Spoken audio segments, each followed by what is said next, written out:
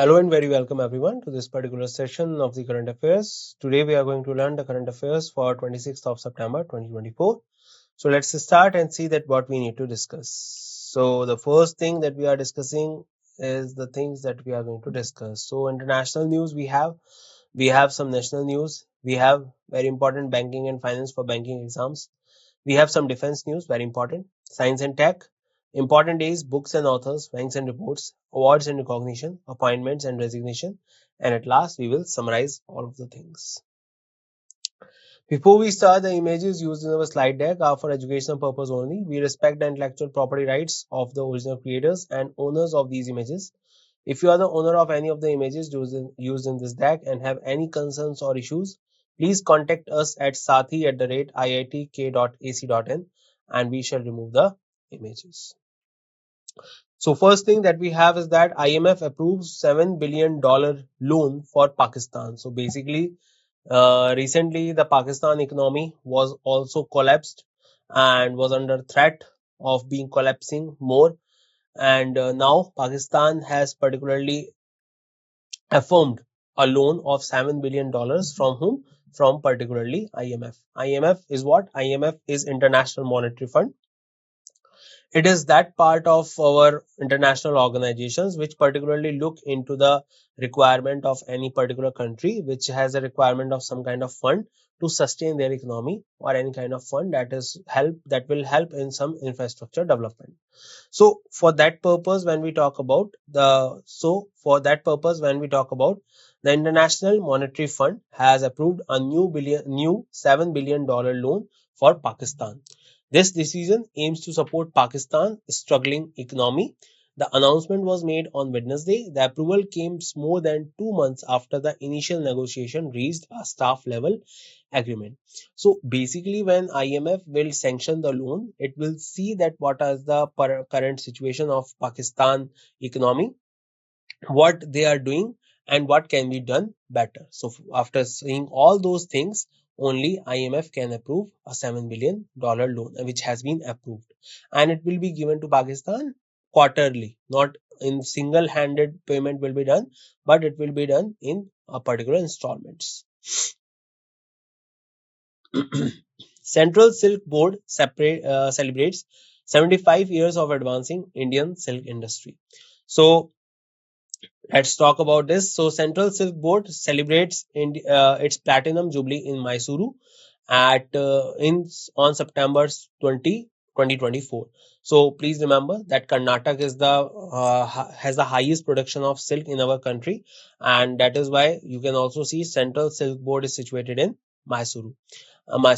And basically, it is the platinum jubilee for Central Silk Board, as it has been 75 years since it was established. The event marks 75 years of dedicated service to India's silk industry. Numerous dignitaries attended the celebration. I hope you all know silk. Silk is a particular type of textile which is being developed after the from the particular larva, or that is called a silkworm. So from that particular thing, the silk is being developed. Several important launches and releases were witnessed during this event. Okay, so different type of important events were attended and different type of events were launched. ADB retains India's economic growth forecast at 7% from financial year 7.252% for financial year 25. So ADB, Asian Development Bank, they have particularly forecasted that for 2024, India's economic growth or GDP will be 7%, and for the year 2025 it will be 7.2%. So they have shown a kind of an increment. September 2024 Asian Development Outlook attributes this growth to financial consolidation efforts and resilience amidst global challenges. Key growth drivers for financial year 2024 include agricultural improvement, robust industrial and service sectors, and rural spending. For financial year 2025, private investment, urban consumption, and job creation through employment linked incentives are expected to boost growth. So that's all about this. That is under this particular thing. So ADB has forecasted that India's economy will be 7% in financial year 24. Moody upgrades India's economic growth forecast to 7.1%. So a lot of companies will forecast different type of growth in India's GDP. So Moody's upgrade has given the growth of 7.1%. Moody has revised its forecast for India's GDP growth in the calendar year 2024 to 7.1%, up from 6.8%. This upgraded underscores India's significant role in driving growth in the Asia Pacific region. The region is expected to outperform global economies in the coming years. Other global institutions like World Bank and IMF have also adjusted their projections, reflecting increased confidence in Indian economic momentum. So please remember that according to Moody, India's forecast for GDP is 7.1%. IBUS network secures USD 34 million from IFC for global expansion. So Bangalore-based IBUS network and infrastructure private limited secured an investment of rupees 280 crore from the International Finance Corporation for minority stake in the company. So basically in return of these 280 crore, the International Finance Corporation, they took a stake in this particular company that is called the IBUS network. The investment will help IBUS strengthen its market position and expand both domestically and globally. So when we are talking about the IBUS is a particular network infrastructure thing that particularly provides solutions in the IT industries while developing networking solutions.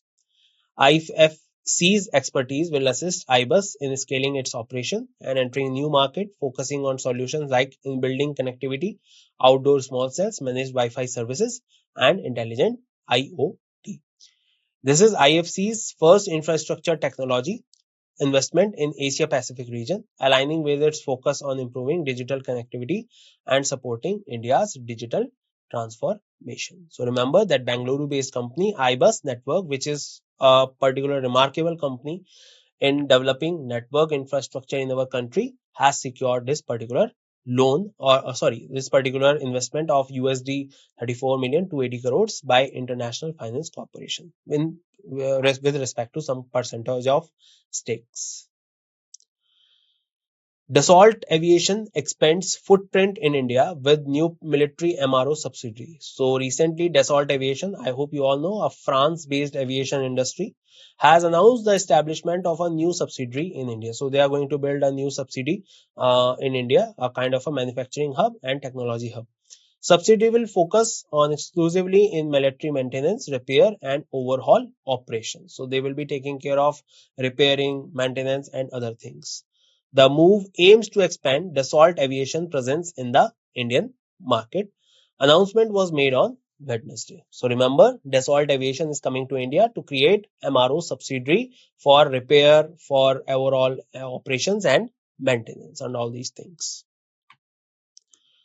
DRDO transfers high altitude sustenance technologies to Power Grid Corporation of India. So on 21st of September, the Defense Institute of Physiology and Allied Sciences under DRDO handed over high altitude sustenance technologies to the Power Grid Corporation of India. So recently, the DRDO and particularly helping the Defense Institute of Physiology and Allied Sciences to provide sustained technology that will help our armed forces in high altitude areas. The transfer took place under the orientation workshop at PGCIL regional headquarters in Jammu, aimed at preparing employees for the 5,000 megawatt Pankathial hydro electric development project in Ladakh. The workshop was led by Dr. Rajiv Vashne, Director of DIPAS, and Amit Sharma, Chief General Manager of the HVDC project. DIPAS is renowned for its high altitude research and has developed solutions such as acclimatization protocols, nutritional rational scales, protective clothing, energy efficient shelters, and cold injury prevention creams. So this is all being done under this particular sector. So remember that DRDO has transferred the high altitude sustenance technologies. CERT-IN and CISA launches first of its kind INAB accredited CSPAI program. So on September 23rd, CERT, CERT, particularly under the Ministry of Information and Technology and Electronics, is in collaboration with CISA, Information Security Private Limited, launched the Certified Security Personal Professional for Artificial Intelligence program. So as we know that artificial intelligence is growing and it require a particular type of security. For that purpose, it is being done. The program is first an SI National Accreditation Board accredited AI security certification. So it will be providing AI security certification only for the things that are being done under this. Initiative was launched by Dr. Sanjay Bahal, Director General of CERT, and Darshan Santamurthy, founder and CEO of CISA, at the ceremony in Bangalore, Karnataka. The program aims to equip security professionals with the knowledge to integrate AI into business applications while ensuring sustainable and secure practices. So please remember that this is all being done for the AI security purpose, and CERT is in collaboration with CISA for this purpose. China Smart Dragon 3 rocket launches 8 satellites from sea. So China's launched the Zilong 3 Smart Dragon rocket from sea platform near Hyang in Shandong province, placing 8 satellites into the planned orbit. The offshore launch. So basically, there is the things you need to remember. First is Zilong 3. It is a Chinese-based carrier rocket, and there is also a sea platform near Hyang in Shandong province. So in Shandong province, they have a sea platform, means they have a particular platform they have situated in the sea of their territory. Offshore launch was carried out by the Taiwan Satellite Launch Center and marked China's 44th launch of 2024. So this is the 44th launch in 2024 that is being conducted by China. Launch also marked the 4th flight mission for the SD-3 carrier rocket series. So this was the 4th flight mission for the SD-3 carrier rockets, and the Smart Dragon 3 is commercial carrier rocket developed by China Academy of Launch Vehicle Technology under the China Aerospace Science and Technology Corporation. So remember all these things, and recently China has done 8 satellites launch into the space. Russian Soyuz capsule successfully brings back 3 crew members from ISS. So, Russian spacecraft Soyuz MS-25 successfully brought back 3 crew members. So, particularly as you know that there are international space stations all over the world. Every developed country has its space station in space. So basically, Russian cosmonauts were in space at the space stations, and they have to be brought to the Earth. So a Russian spacecraft, that is Soyuz MS-25, is being used to bring back those 3 crew members, including Russian cosmonaut Oleg Kononenko, Nikolai Shub, and NASA astronaut Tracy Dyson. Remember, cosmonaut is a word that is being used by Russia, and astronaut is the word being used by USA. So basically, common thing but different names. From the International Space Station, the spacecraft safely landed in a remote area near Zhezkazgan in Kazakhstan. Okay, so basically, it was a spacecraft that has landed in Kazakhstan, the largest landlocked country in the world. Oleg Kononenko and Nikolai Sub returned after the record-breaking stay of 374 days in low Earth orbit at the ISS. Okay, so they have remained there for 374 days for more than a year, and now they have come back to the Earth. Who are Oleg Kononenko, that is the Russian cosmonaut, and Nikolai Shub. Tracy Caldwell Dyson spent 6 months at the ISS, covering 2,944 orbits of the Earth and a journey of 78 million miles. So basically, Tracy Caldwell Dyson, she's another astronaut, and she spent 6 months at the ISS. Now she has covered 2,944 orbits so far. World Maritime Day 2024, navigating the future with safety first. So World Maritime Day 2024 is celebrated on 26 September. Please remember this day. The theme for the year is navigating the future safety first. Okay, so basically there are two things. One is that what we need to do to get the future things to be better, and the other thing is safety. Okay, so these two things were the ideas during this event. The theme underscores the International Maritime Organization commitment to enhance maritime safety and security. The purpose is to take care of the maritime safety and security. It also focuses on protecting the marine environment and ensuring regulatory development keep pace with technological advancement. So all these things are being done under the World Maritime Day, and that was done on 26th of September 2024. International Day for the Total Elimination of Nuclear Weapons, 26 September. So we discussed earlier also, but let's take a look. So United Nations General Assembly declared 26 September as the International Day for the Total Elimination of Nuclear Weapons in 2013. So it is very necessary, and it is the need of the hour that we should eliminate the nuclear weapons. If the people are going to understand this earth will be much better place than it is today. So basically, when we are talking about the nuclear weapons are those particular missiles which have nuclear warhead in it, capability in it, and they are capable of carrying the nuclear energy, or you can say the particular fuel, and they will particularly create catastrophe all over the world if they will be launched. One catastrophe we have seen in 1945 when two bombs were dropped on Hiroshima and Nagasaki. This day is also known as Nuclear Abolition Day. Remember this. Declaration was formalized through Yunga's resolution. The day was marks as a significant step towards global nuclear disarmament. So for this purpose, this particular day is commemorated.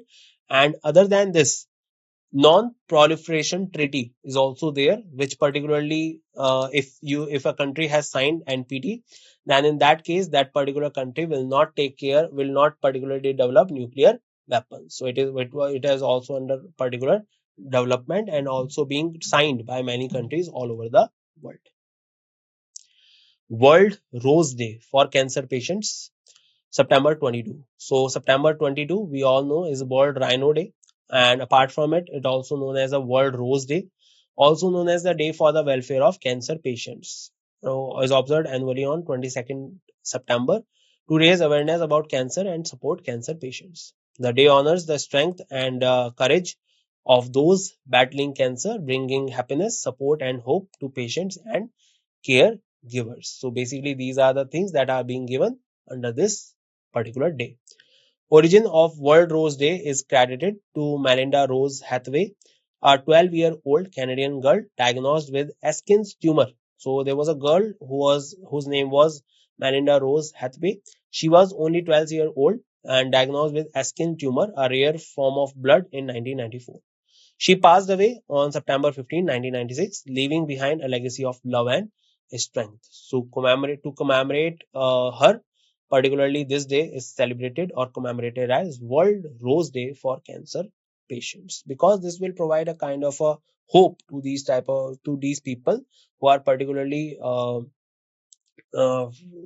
going with this type of disease, that is a fatal disease, but it will also give them hope and also a kind of a affection from all people all over the world.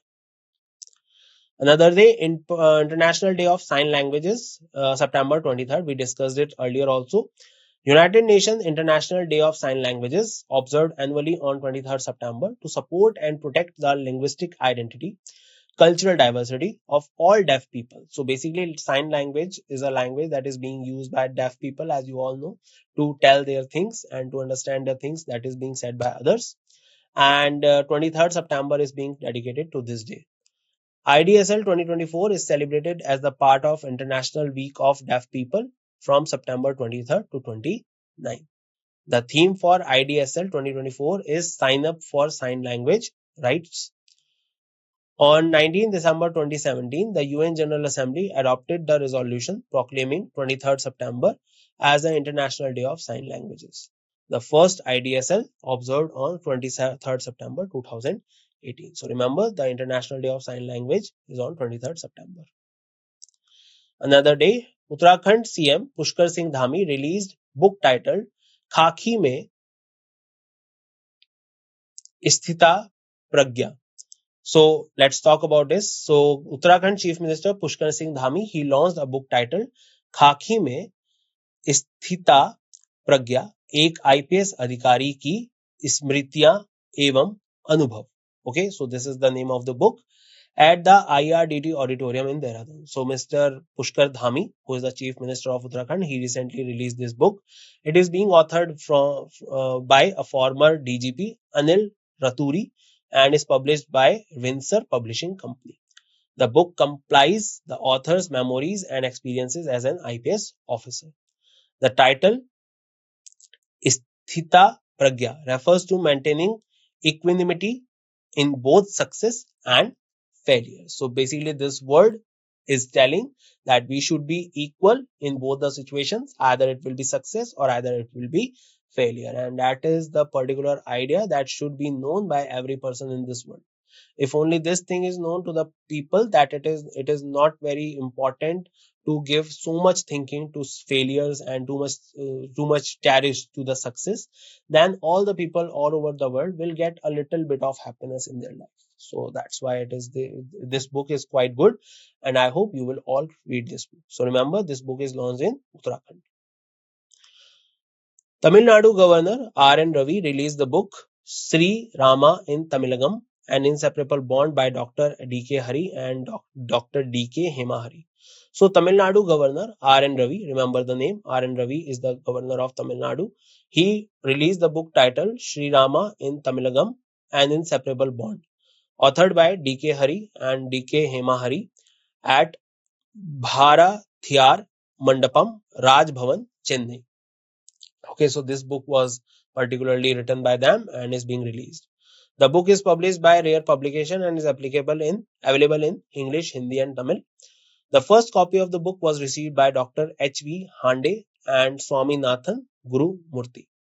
The book emphasizes Tamilagam as the Karma Bhumi of Sri Rama, highlighting many key events of the Ramayana that occurred in Tamilagam. So basically, this book is related to the story of Ramayana, and it is also telling about the things that has happened in Tamil Nadu when the particular Ram Setu was being built. So it also tells about the chronicles of that time.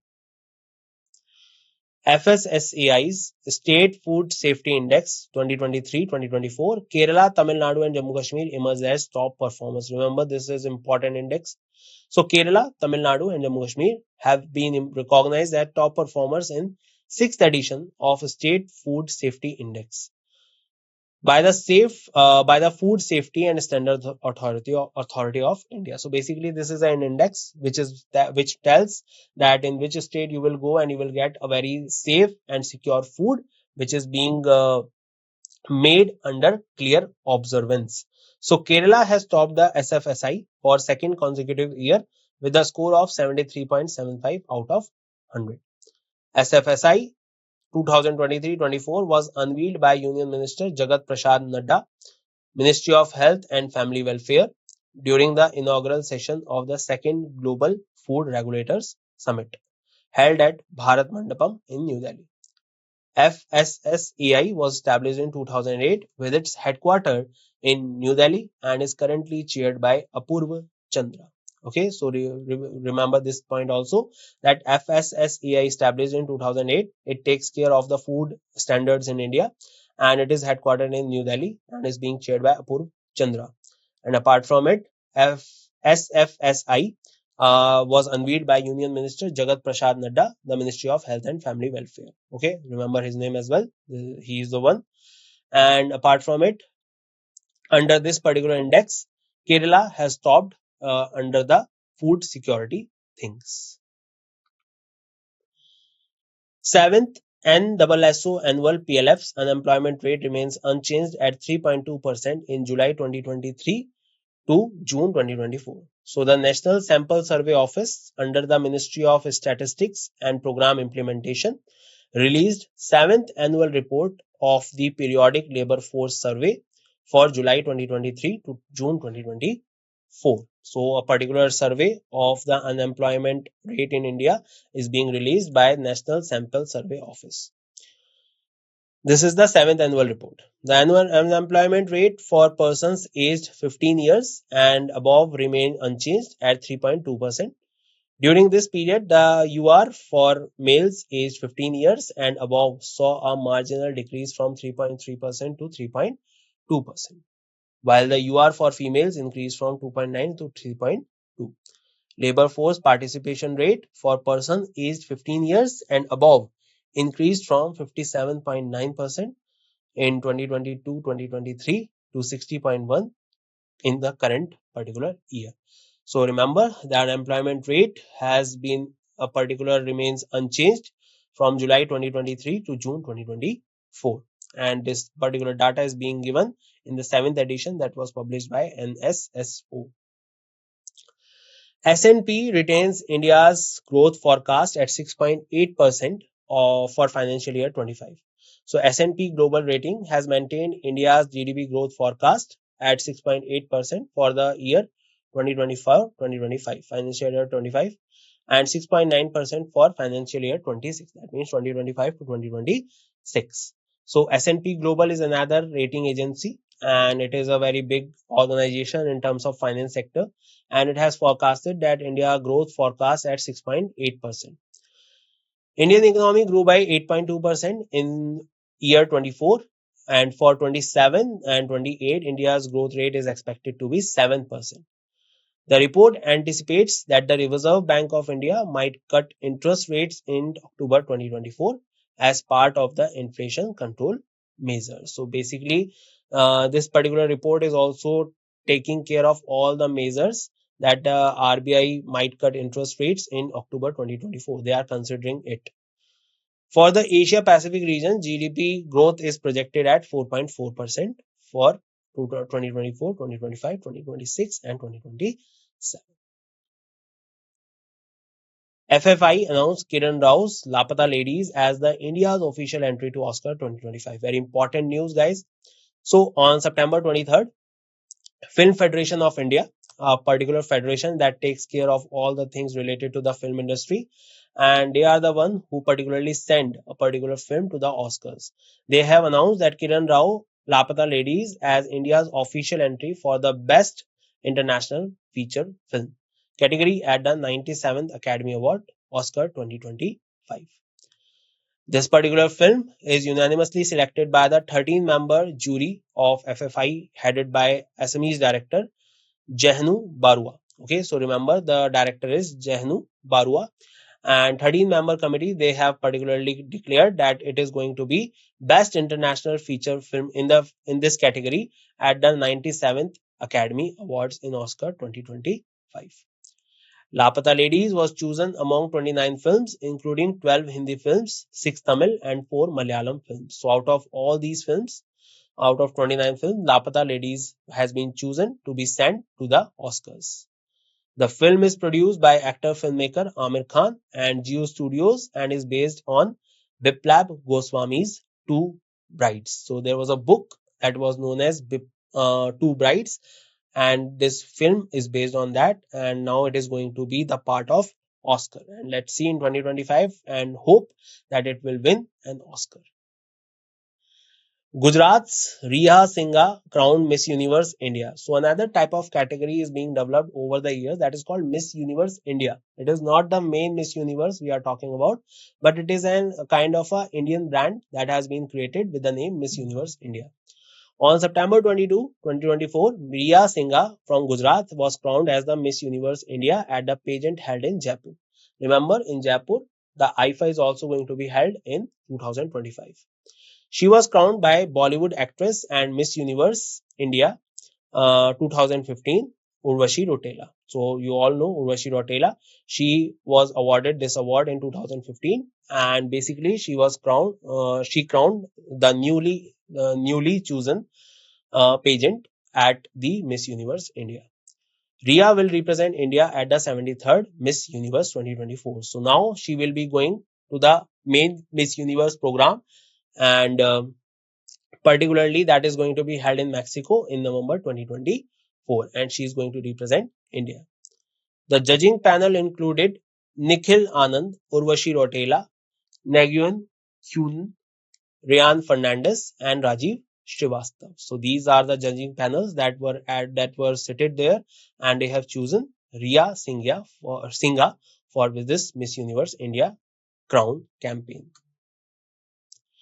ACC approved various appointments of IPS officer Alok Ranjan and Amit Garg appointed director of NCRB and SVP NPA. So appointment of committee of the cabinet approved appointment of senior IPS officer Alok Ranjan as director of National Crime Record Bureau. Okay, so please remember that senior IPS officer Alok Ranjan has been honored and given the directorship of National Crime Record Bureau, and Amit Garg as the director of Sardar Vallabhbhai Patel National Police Academy. That is the academy that is dedicated to train all the IPS officers that are being selected in the IAS exams. Alok Ranjan has been appointed for the tenure up to his superannuation on 30th June 2026, replacing Vivek Gogia. Amit Garg has been appointed for the term up to his retirement since in 2027, and ACC also approved the appointment of various IPS officers in CISF, CRPF, and BSF. Let's summarize that what we have learned so far. So IMF approves $7 billion loan for Pakistan, and obviously interest rates are going to be increased in Pakistan. Central Silk Board celebrated 75 years and it is based in Mysore.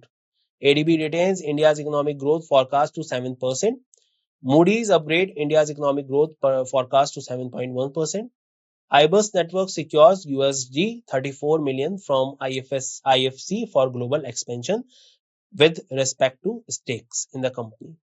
Dassault Aviation expand India footprints in India with new military MRO subsidiary. It is a France-based company. DRDO transfers high altitude sustenance technologies to Power Grid Corporation of India Limited. CERT in and CISA launches first of its kind INAB accreditation program for AI certification. China Smart Dragon 3 launch satellites into the space. Russian Soyuz capsule bring back 3 crew members from International Space Station. World Maritime Day, International Day for the total elimination of nuclear weapons, World Rose Day for cancer patient, International Day of Sign Languages. All these are being discussed. Uttarakhand CM Pushkar Singh Dhami released the book Khaki Mein Sthita Pragya. Tamil Nadu Governor R.N. Ravi released the book Sri Rama in Tamilagam. That is the chronicles of Sri Ram's story that were based in Tamil Nadu. FSSAI's State Food Safety Index and Kerala Top Dish Index. 7th NSSO annual PLF's unemployment rates remain unchanged at 3.2%. S&P retains India's growth forecast at 6.8%. FFI announced Kiran Rao Lapata Ladies as India's official entry to the Oscar in 2025. Gujarat's Riya Singha crowned Miss Universe and now she is going to participate in Miss Universe campaign in Mexico. ACC approved various appointments of IPS officer Alok Ranjan and Amit Garg, appointed director of NCRB and SVP NPA. And that's it in this session. I hope this session is clear to everyone and you got a lot to know about everything in this session. And we'll meet in the next session. Till then, bye bye. Take care, everyone, and see you soon.